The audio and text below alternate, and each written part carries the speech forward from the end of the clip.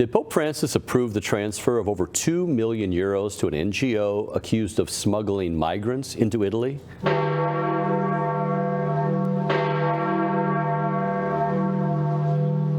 Join us with the latest from the Eternal City, Church Militant's Rome correspondent, Dr. Jules Gomes. Jules, before moving on with this breaking story, I just wanted to take a moment on behalf of all of our viewers who are missing you to welcome you back after your extended time off with family. I trust all is well. Brad, it's great to be back, and I've had a wonderful holiday. Family's fine, thank God. My mother was not too well. She's better, but, I'd be grateful for prayers for her from our viewers. She had a fall.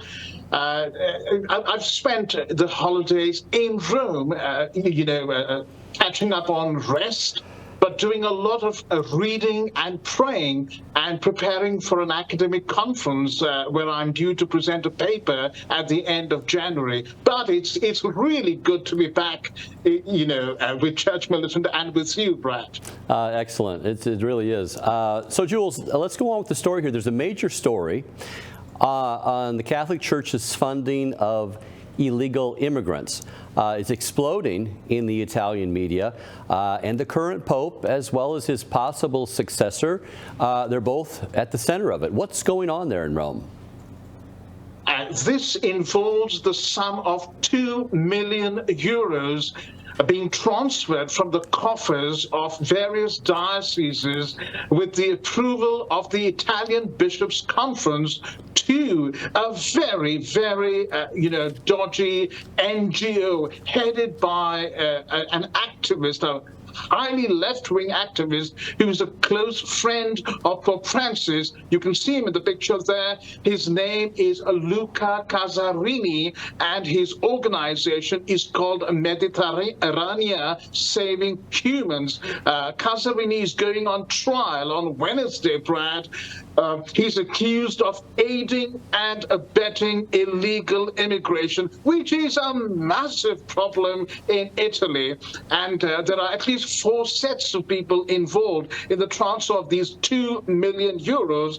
So there are a number of bishops, a number of dioceses, the Italian Bishops' Conference, and it is said that Pope Francis himself may have approved this sum.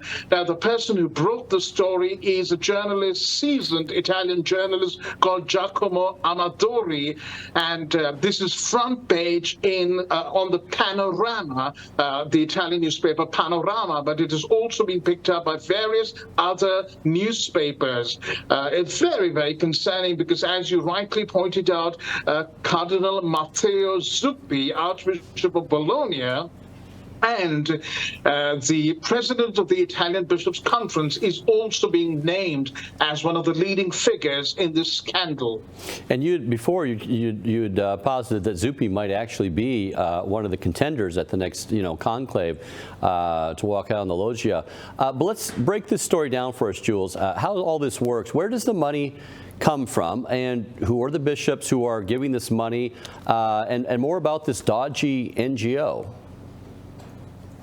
Right. There are at least 16 bishops who seem to be behind this scam, if we can call it that. And of course, Cardinal, Archbishop of Bologna, Matteo Zuppi, is the main person named in the story. Then there is Bishop Corrado Lorefice, the Bishop of Palermo. And then we have Domenico Battaglia, Bishop of Naples, among some of these bishops. Let me break down some of the figures. So there was a loan allegedly given by these bishops of 780,000 euros to Luca Casarini's NGO. Apparently, monthly, a sum of 65,000 euros was also given out. And then in 2023, Caritas Italia gave out 200,000 euros. And then, most recently, we are told that Cardinal Jean-Claude Hollerich, Archbishop of Luxembourg, and the president of the European Bishops' Union gave 25,000 euros. The big sums of money, and all to fund an operation that is led by the ship Mare Ionio that virtually provides taxi services for illegal immigrants, coming mostly from Africa and the Islamic world, and virtually flooding. It's like a tsunami in Italy, Brad. And remember, these immigrants are almost entirely Muslim men of military age. Wow. I don't know whether to comment. I know we've been covering this Muslim invasion, you might say, into Italy for a while now. It's drawing many people to concern. But on the other hand, 10,000 euros here, 10,000 euros there, and pretty soon you're talking about a lot of money. But the NGO actually has hit back at this report, right? Are they actually straight out denying these allegations? Yes, absolutely. In fact, 3 hours ago, La Repubblica published the denial, and Mediterranean Saving Humans has put out a press release. They're saying that these reports are false, they're defamatory, they are timed to coincide with the trial of Luca Caserini, which, as I said, begins on Wednesday. They also said that there was illegal use of wiretapping made by these journalists to get the information. Interestingly, in the denial, the press release released by the NGO denying the allegations, the Church of Pope Francis is mentioned, and Pope Francis himself is named 3 times. So what they're saying is that, people don't like the fact, Italians don't like the fact that Pope Francis is supporting and encouraging immigration. And therefore, this is one way that the conservatives are hitting back at Pope Francis. Well, we have the same problem over here. They're not about just immigration. They're actually supporting illegal immigration, the bishops over here. But I guess, you just brought this up. So how, this question on many people's minds now, how and why are they specifically dragging Pope Francis into this whole fiasco? Well, Brian, it's illegal immigration here as well. Remember, some time ago, I talked about it on Rome Dispatch with you, and I spoke to my barber, and he told me that he paid 6,000 euros to be trafficked from Afghanistan to Italy. And he told me that a relative of his is now paying 8,000. The price has shot up to be trafficked from Afghanistan just across the border into Iran. So if you come to parts of Italy, Rome, Milan, you will see hordes of illegal Muslim migrants. So this is illegal immigration, and thank God the police keep checking. I've often been asked to show my identity papers, which I think is a very good thing. But as you said, Pope Francis and the Italian bishops have been ratcheting up their rhetoric on supporting this illegal immigration, basically saying that this is a humanitarian problem.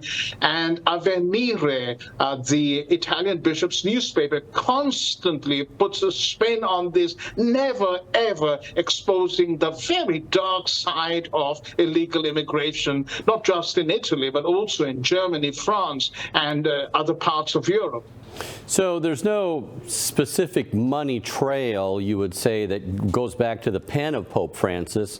It's his overall support of illegal immigration in general, which is fueling all of this. Well, according to Giacomo Amadori, there seems to be even the financial, backing given by Pope Francis, because it works in a very strange way in Italy. We pay our taxes, and then we can decide to apportion a certain sum to the Catholic Church. And most people, for a generation, just traditionally have given to the Catholic Church. They are, of course, changing their minds, and the Catholic Church is being hit very severely, particularly because of clerical sex abuse scandals, etc. And people are now moving their money to other organizations. But the panorama is indeed pointing the finger at Pope Francis and Cardinal Matteo Zuppi.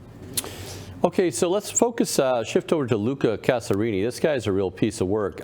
He was featured quite prominently in the recent Synod on Synodality in October. Maybe you could take a moment to refresh our memories on what you reported about him, specifically his tie with Pope Francis and all of his many foibles. Well, Casarini claims to be a personal friend of the Pope, and indeed he is, because there have been a number of public displays of their solidarity with one another. Now, Pope Francis personally invited Luca Caserini to participate in the Synod on Synodality, even though Casarini is not a practicing Catholic. Casarini himself admits that he was baptized and then confirmed, but rejected the faith. And he says he regards Jesus, the Lord Jesus Christ. He doesn't regard him as Lord or Savior, but he regards him as the greatest revolutionary who ever lived and an inspiration for what he is doing in terms of aiding and abetting, the invasion, as you rightly put it, Brad. But he was a celebrity at the Synod on Synodality, and even invited, if I remember rightly, to speak to us at one of the press conferences. Yeah, I guess I missed in the Bible, that revolutionary, when Jesus said, "Who do you say that I am?" and Peter said, "You're the Son of God." He didn't actually pipe up and say, "You're the greatest revolutionary that ever lived." That's interesting. These people remake God unto their own image and likeness. Jules, the final question here, from all you've witnessed there on the ground, not just with this story, but with several that you've reported on, can you give us some idea of just how serious a problem this illegal immigration that's now being funded, we see with the Italian bishops and Zuppi and others involved, how important it is overall for Italy? And also, what is the stance of the present government? What are they taking as their stance to address this issue? Brad, the tiny Italian island of Lampedusa, for example, a few months ago, was overrun with illegals from Africa. There are about 6,000 people on that tiny island, inhabitants, indigenous Italians, but all of a sudden, in 2 days, they were flooded with 200 small boats and over 12,000 illegals. Now, the illegals, of course, then filter into different parts of Italy, escape the asylum system, and then seek to go to other parts of Europe. The problem is huge, apart from crime, the black market, underground black market that is supported by the migrants, but also from the way I look at it, the problem of Islam, particularly radical Islam, increasing in Italy is going to be, we're already seeing it take over England, and now this is going to be hitting Italy if we are not careful. There is also the aspect of political correctness that many of the bishops bring into play. For example, Zuppi himself, if I remember, a few years ago said that, we will not serve, we will create a new kind of mortadella, which is the famous Italian pork sausage in Bologna. But this time we'll do it with chicken, and we'll feed, hundreds of Muslims in the Bologna Cathedral. And then we have bishops saying, no, let's not have the Christmas crib this year because it might offend Muslims. There are schools where, there's been a debate about removing crucifixes from the classrooms because it will offend Muslim migrants. So we're seeing all these problems, and thank God our Prime Minister, Giorgia Meloni, people like Matteo Salvini have been seeing this and are doing their best to stop this tsunami. However, the European Union, as you know, is not very happy because the European Union wants to encourage this flood. It